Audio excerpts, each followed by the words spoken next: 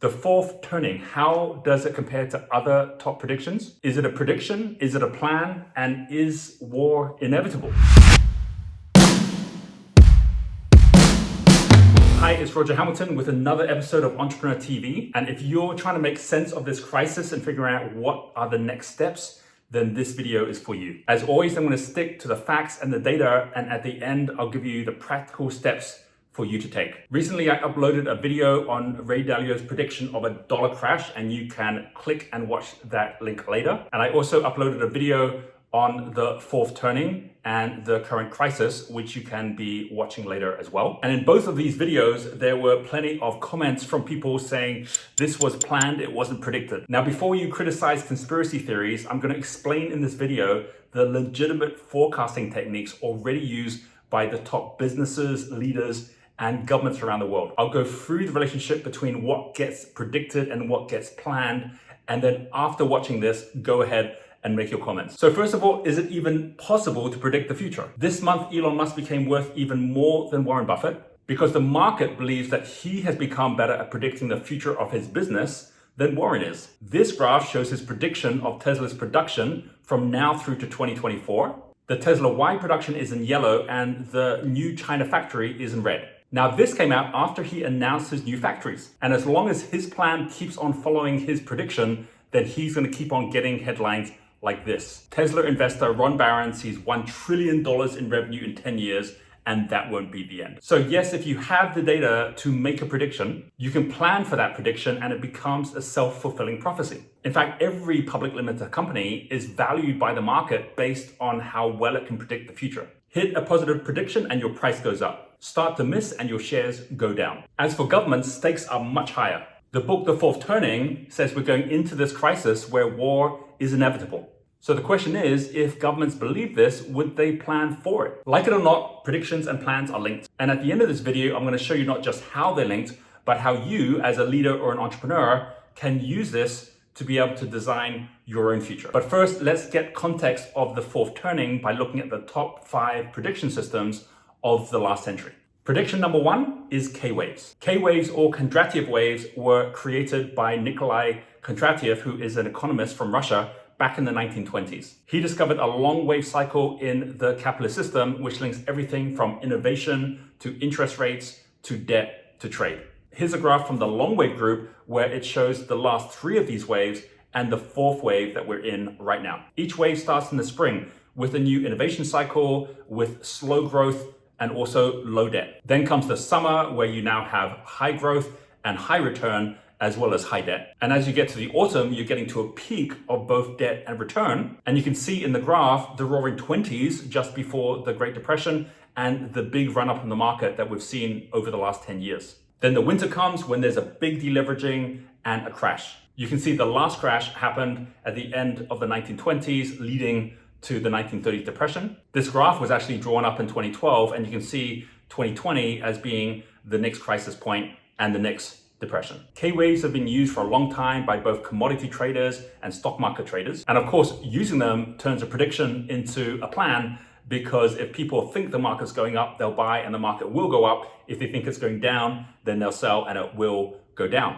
So what happened to Kondratiev? Stalin was not happy with his economists saying that the capitalist system would recover from the depression. And so in 1938, he was not only imprisoned, but he was sentenced to death and executed. The West recovered as Kondratiev predicted, but unfortunately he was not around to see it. Prediction number 2 is economic waves. Harvard professor Joseph Schumpeter took off where Kondratiev finished. He combined K-waves with Kuznets swings, which are 15 to 25 year infrastructure investment cycles, Juglar cycles, which are more like 7 to 11 year fixed investment cycles, Kitchin cycles, which link 3 to 5 year commodity swings. And he created economic long waves with this, which showed booms and busts in the market. He popularized the term creative disruption, showing it was entrepreneurs that were the ones who would be disrupting the market over time. And you can see from this graph how this is an accelerating cycle that we're actually living into today, with the current cycle predicted also to end in 2020. Which brings us on to Ray Dalio's currency cycles. In a recent LinkedIn post, Ray explains how, because governments are able to predict these business cycles, they counter them with their own planned cycles of printing money and issuing debt. He says These moves typically come in the form of short-term debt cycles and long-term debt cycles. The short-term cycles of ups and downs typically last about 8 years, give or take a few. He goes on to say most people have seen enough of these short-term debt cycles to know what they are like, so much so that they mistakenly think that they will go on working this way forever. Over long periods of time, these short-term debt cycles add up to long-term debt cycles that typically last about 50 to 75 years.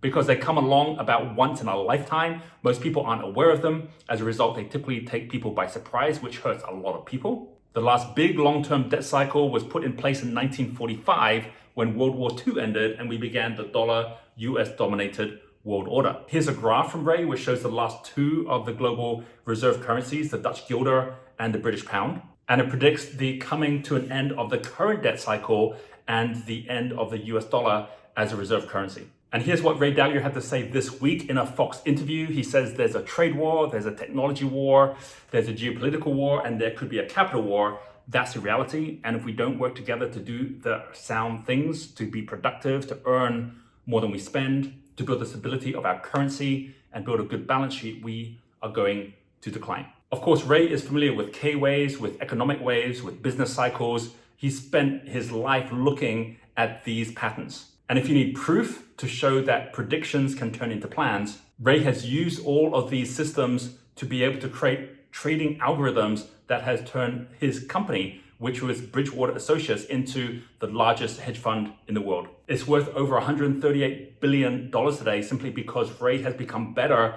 at planning for these predictions than most others. And that brings us on to prediction number 4, generations. Neil Howe and William Strauss looked at all of these different patterns and theories and came out with their own generational theory, which went back over 500 years of American history and broke down these cycles into 80-year seculums, which is about the lifespan of a typical human. Each of these seculum were then broken down into 4 different seasons, which each were about 20 to 22 years apart, which was the birth cycle from one generation to the next. And you can see from this graph, they were able to predict back 30 years ago the millennial generation.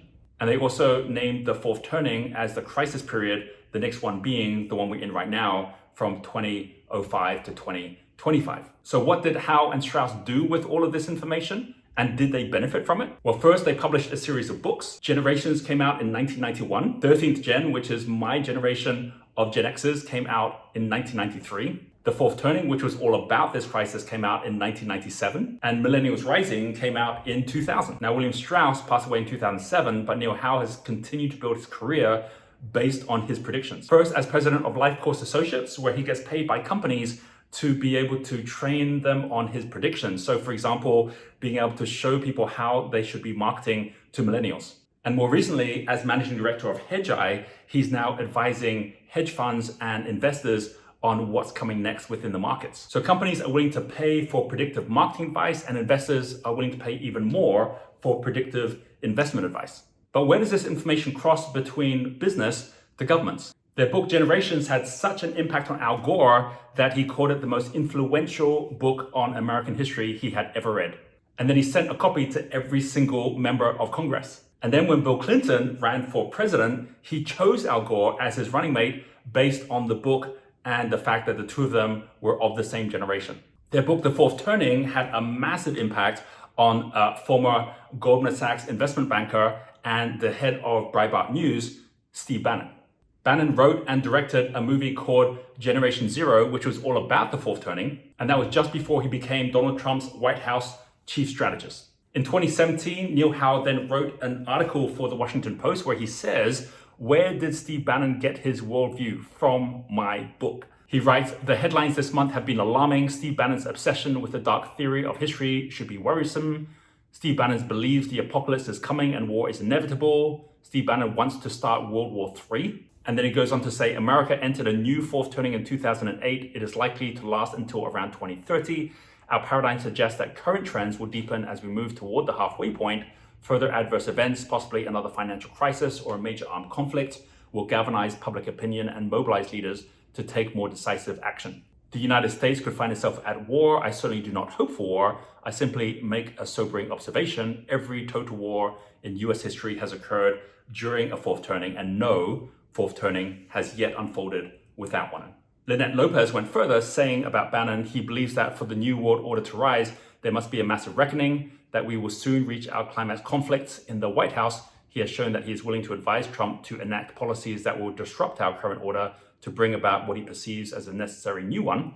He encourages breaking down political and economic alliances and turning away from traditional American principles to cause chaos. In that way, Bannon seems to be trying to bring about the fourth turning. So is what is happening now prediction or planned? There are conspiracy theories that governments are making the predictions of crises and wars a self-fulfilling prophecy by actually planning for them. Just like there are conspiracy theories that central banks are actually deliberately debasing their money supply by printing more debt. If these were true, we'd expect central banks to be creating debt and starting to buy up gold years before the crisis were actually predicted. But actually, that's exactly what has been happening. This graphic from The Economist shows in the last decade, China has grown to issue more debt to more countries than anyone else. And this Harvard Business Review article from this February says in total, the Chinese state and its subsidiaries have lent about $1.5 trillion in direct loans and trade credits to more than 150 countries around the globe. This has turned China into the world's largest official creditor, surpassing traditional official lenders such as the World Bank,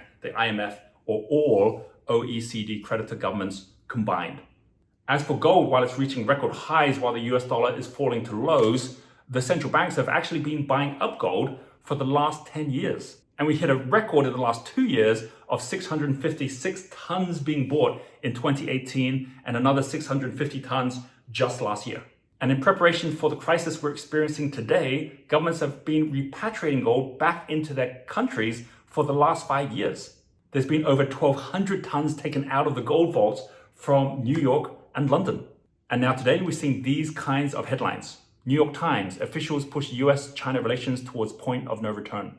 China is following Mao's dictum by keeping two front war options against India open. US could attack China, seize disputed islands in South China Sea before 2020, US elections, military experts.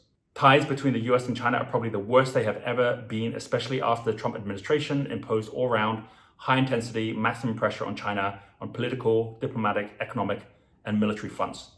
Now, before I answer whether I think this is predicted or planned, we've got one more prediction system to cover. Prediction number 5, war cycles.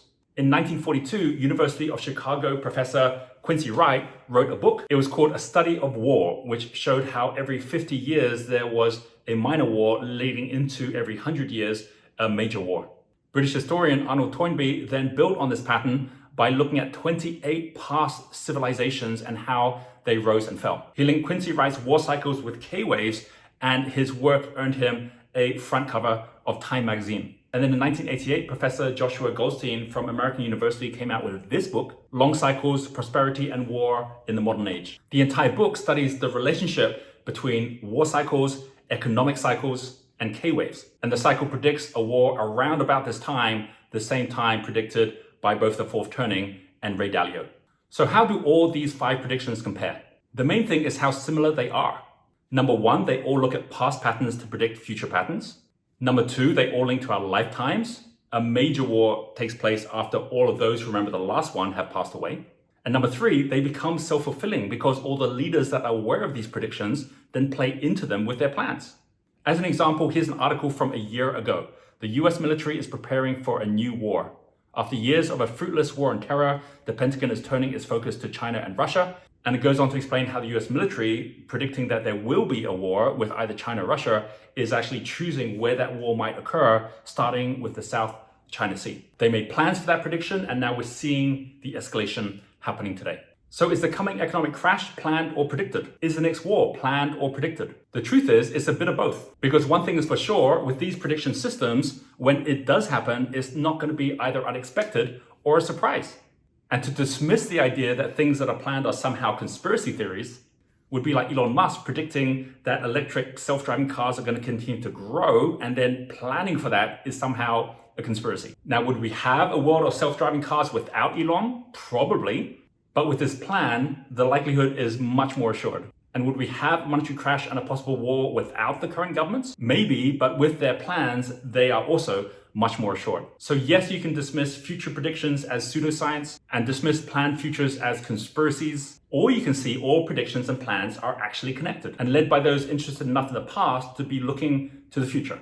Now, you can't control most of this, but if you see the benefit of finding the best predictions to your life, your country, and your community, or finding the best predictions for your business, your industry, or your investments, then you can set a plan to make that prediction come true. And until you create your own plan, there's a pretty good chance you can be part of someone else's plan. You decide, but the key is to find the certainty in a sea of uncertainty. In my case, while the timing of the ongoing crisis and possible war is uncertain, what I do know is certain is more and more of us are looking to self-educate ourselves, and more of us are looking to find ways to be more self-sufficient, which is why all my focus is on how I can help grow the education revolution and the entrepreneur movement. And when planning my future, I choose to follow Jack Canfield's philosophy, where he says, "I've always been the opposite of a paranoid. I operate as if everyone is part of a plot to enhance my well-being." Whatever you believe, choose your certainty and plan your own future. I hope you've enjoyed this video. If you have, please give it a like. Leave a comment below. I'd love to hear what you think. And at the same time, do make sure you subscribe so I can keep you up to date every week throughout this crisis. I've left links to all of the books and articles that I've mentioned in this video. I thank you very much for watching, and I will see you again next week.